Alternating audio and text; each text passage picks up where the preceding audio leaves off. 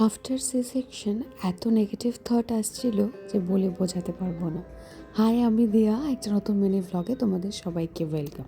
Negative thought আসলেও 2 সপ্তাহ পর থেকে আবার আমি আস্তে আস্তে একটু একটু করে ছন্দে ফিরছি। হ্যাঁ, তার মানে এটা নয় যে আমি আমার আগের লাইফস্টাইলে ফিরে যেতে পারছি, তবে রোজ একটু করে নিজের জন্য সময় বের করছি, যেটা করলে আমার ভালো লাগছে। আর রোজ এই আলোর সাথে সময় কাটানো, যেখানে আমি ওকে স্পঞ্জ বাদ দিই, এটা করতে আমার ভীষণ ভীষণ ভালো লাগে। তোমাদের মধ্যে থেকে একজন জিজ্ঞাসা করেছিলে যে ডিপ্রেশন কিভাবে কাটাবো। দেখো, আমার মনে হয় না আমি একদম রাইট পারসন তোমাকে কোনো কিছু সাজেস্ট করার জন্য। তবে হ্যাঁ, মন খারাপ হলে আমি যেগুলো করি আমি সেটা তোমায় বলতে পারি।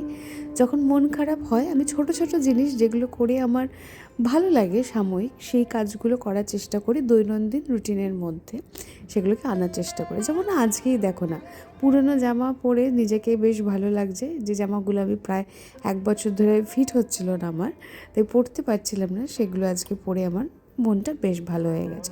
এরকম কিছু। আজ আসি।